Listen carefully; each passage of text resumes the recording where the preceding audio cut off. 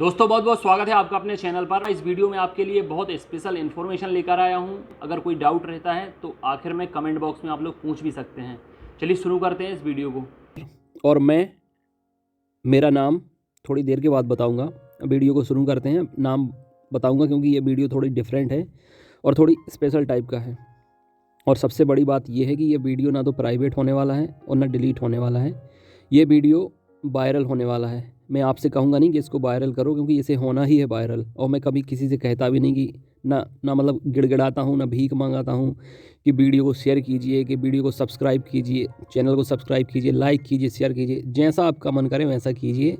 आज़ादी का अधिकार संविधान में भी है, ठीक है। मेरी तरफ से आपको पूरी आज़ादी है। जो आपको करना अच्छा लगता हो वही करिए, ठीक है। अब सबसे बड़ी बात ये है कि जिनका दिल कमज़ोर है या जो कमज़ोर दिल वाले स्टूडेंट हैं, जिनसे बातें, चीज़ें, भविष्यवाणियाँ या प्रेडिक्शन या एनालिसिस हज़म नहीं होता है, ऐसे स्टूडेंट इस वीडियो को यहीं पर बंद करके वापस जा सकते हैं। वीडियो देखने की बिल्कुल ज़रूरत नहीं है। मैं ये नहीं बोलूँगा कि वीडियो को शुरू से लेकर आखिर तक पूरा देखें, क्योंकि जब हज़म नहीं होता है तो पूरा देख के आप करोगे क्या। पिछले वीडियो में भी ऐसा ही हुआ था।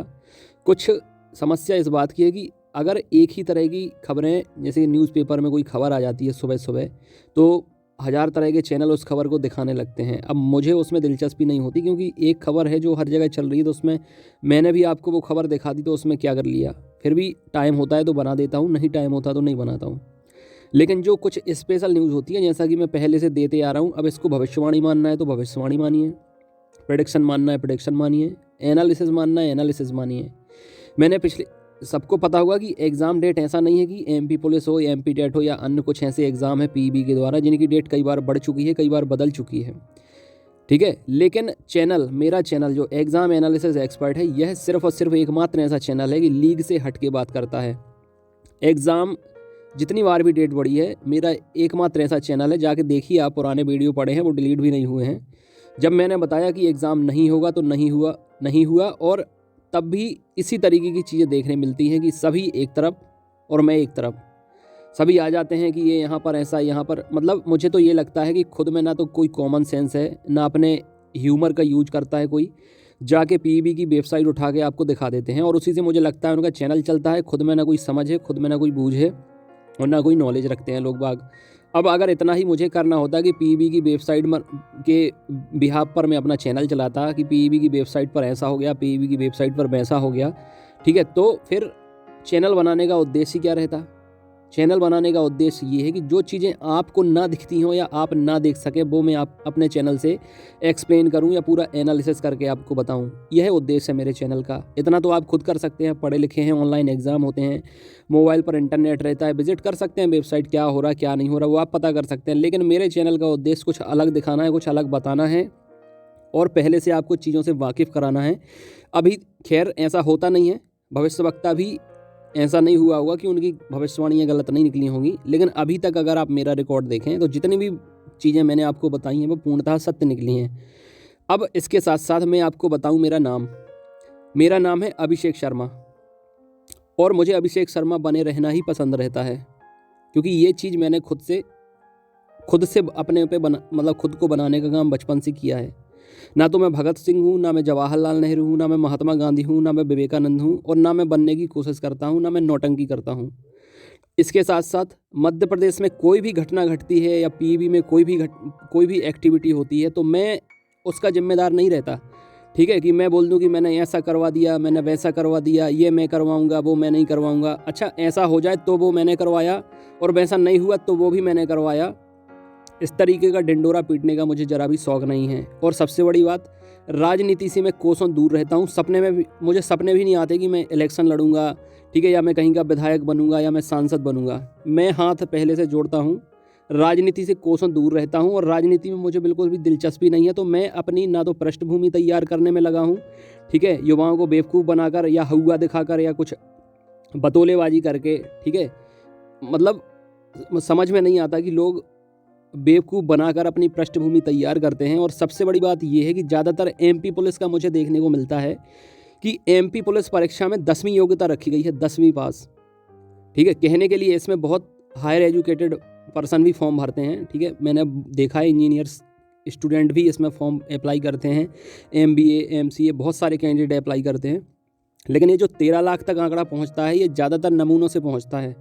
ठीक है, अच्छा उन्हें क्या दिखता है कि उनके जैसे ही लोग दिख जाते हैं चैनल पर, ठीक है, भले ही वो पढ़े लिखे हों लेकिन शकल से वो अनपढ़ गंवार ही दिखते हैं। और सबसे बड़ी बात मतलब इतने फुर्सत हैं कि मुझे लगता है लेट लेट के तक वीडियो बनाते हैं, मुंह हाथ धोते नहाते वहाते हैं कि नहीं नहाते हैं वो भगवान ही जाने या वो जाने। ठीक है, तो सबसे बड़ी बात यह है कि MP पुलिस की योग्यता 10वीं पास रखी है, जो बहुत ही मतलब मुझे पर्सनली मुझे अच्छा नहीं लगता कि योग्यता 10वीं रखी है।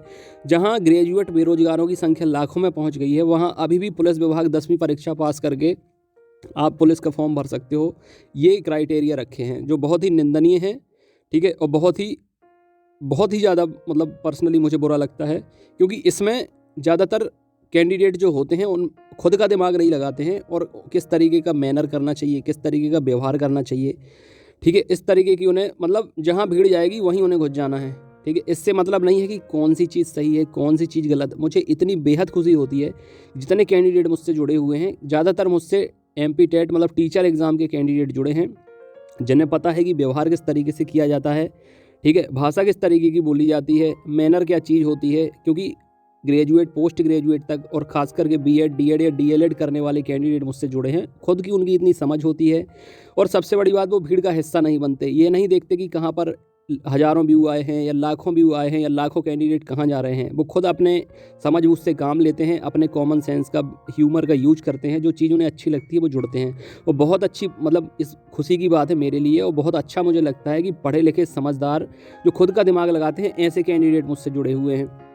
और उन्हीं के लिए मैं ये चैनल चला रहा हूँ, उन्हीं के लिए वीडियो मतलब मैं उनके लिए खड़ा हूँ, उनके लिए मैं मौजूद हूँ जिन्हें कुछ स्पेशल चाहिए, कुछ अलग चाहिए। भले ही उनकी संख्या बहुत कम हो, मुझे बिल्कुल भी फ़र्क नहीं पड़ता। मैं पहले भी बोलता हूँ कि मैं क्वांटिटी पर ज़रा भी फोकस नहीं करता, ना क्वांटिटी के लिए मैं मौजूद हूँ।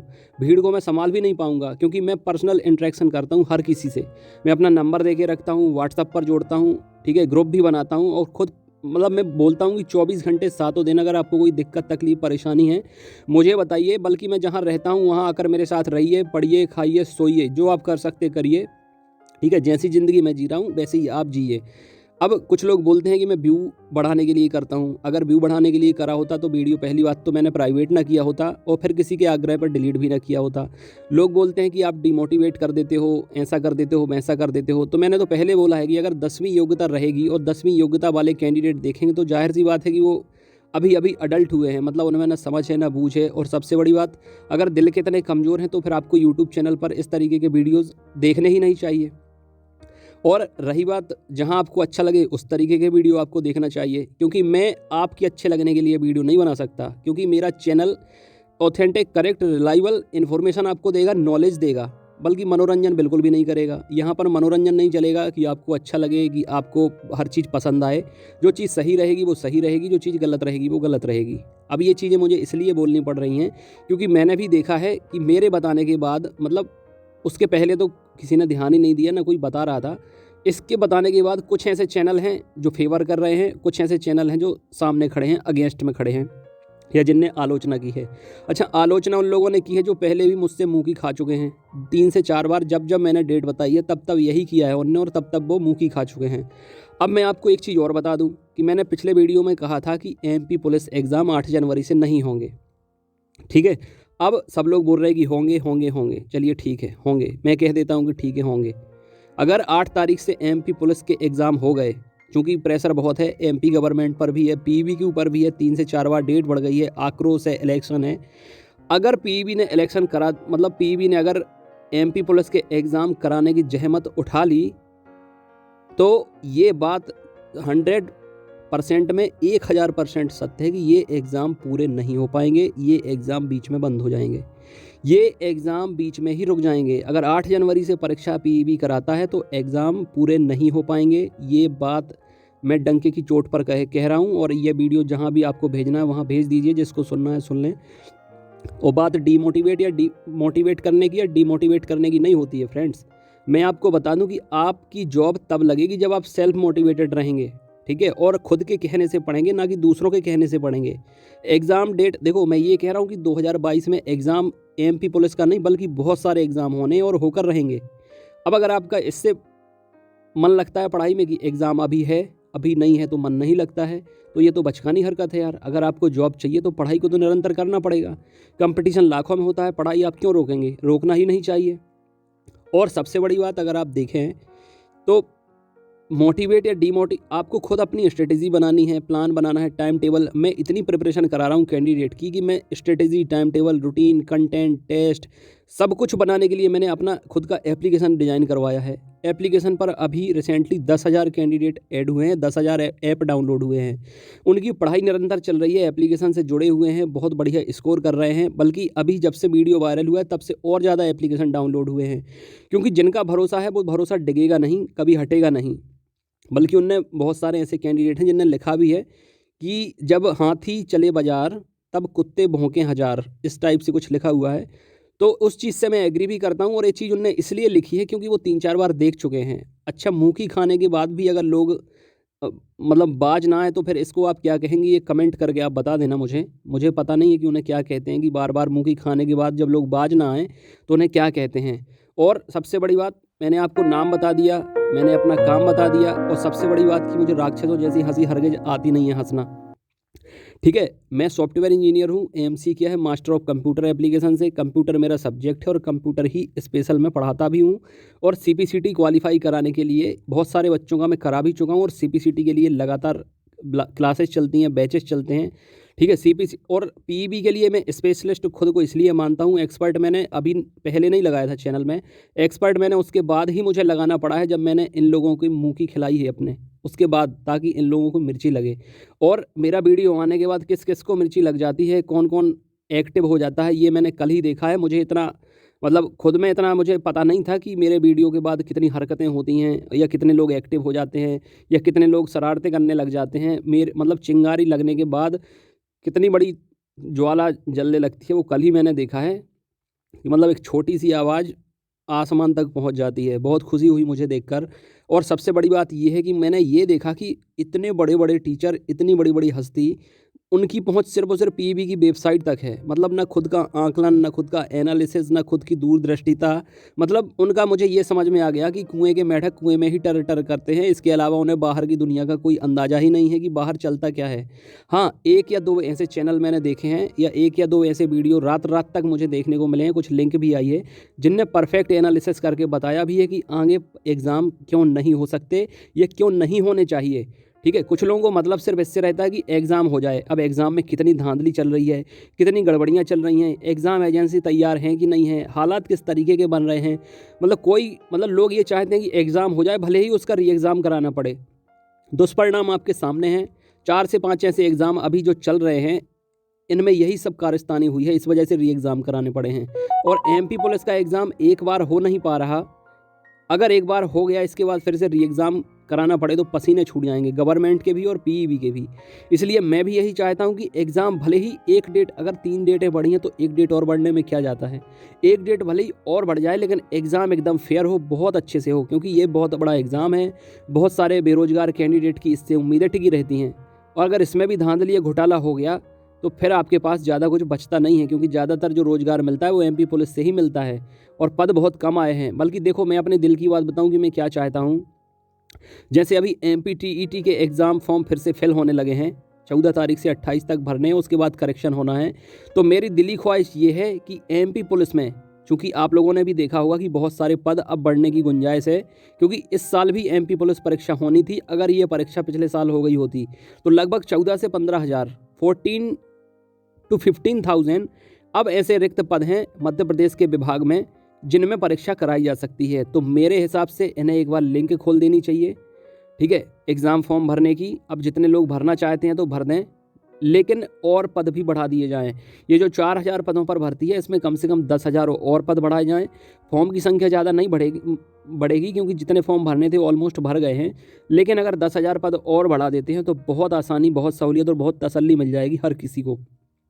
तो 14 से 15 दिन या 1 महीने के लिए भी अगर खोल दी जाती है ये लिंक फॉर्म भरने की, तो एमपी पुलिस परीक्षा आराम से मार्च, अप्रैल, मई में कई बार एग्ज़ाम हुआ है। अप्रैल मई में एग्ज़ाम होता है, 2-3 महीने के बाद रिजल्ट आता है, यानी बरसात के मौसम निकल जाता है, तब तक रिजल्ट आ जाता है, और सर्दियों में इसका फिजिकल होता है। तो बहुत सही रहता है, और वो जो स्ट्रेटेजी रहती है वो बहुत अच्छी रहती है। अब अभी एग्ज़ाम कराएंगे, गर्मियों में फ़िज़िकल कराएंगे, ऐसे कभी संभव हो पाया है कि गर्मियों में फ़िज़िकल हो? अप्रैल मई जून में कभी फ़िज़िकल हुआ है? चलो उसके बाद 4 महीने बारिश का मौसम आएगा, स्टेडियम ग्राउंड सारे खचाखच गीले रहेंगे, ठीक है, मचे हुए रहेंगे, उसमें किसको फ़िज़िकल कराना है? तो भाई इतना डिले हो गया तो और थोड़ा विलम्ब कर सकते हैं, थोड़ा डिले कर सकते हैं।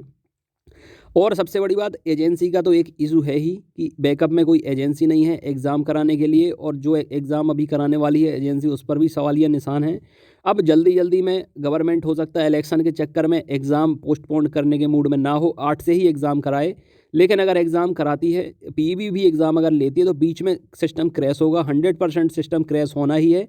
और इसके साथ साथ बाकी और भी ऐसे कई मुद्दे हैं जो मैंने कल वीडियो में भी मैं जिक्र करने वाला था, लेकिन मुझे पता था कि कमज़ोर दिल वाले देख रहे होंगे, उन्हें ऐसा ना हो कि फिर से अटैक वटैक आ जाए, दिक्कतें पैदा हो जाएँ, इसलिए मैंने उसका एक्सप्लेनेशन ज़्यादा दिया नहीं था। हालाँकि रात में एक और चैनल पे वीडियो आया था, उन्होंने एक्सप्लेनेशन दिया था डिस्क्रिप्शन के साथ, डिटेल के साथ।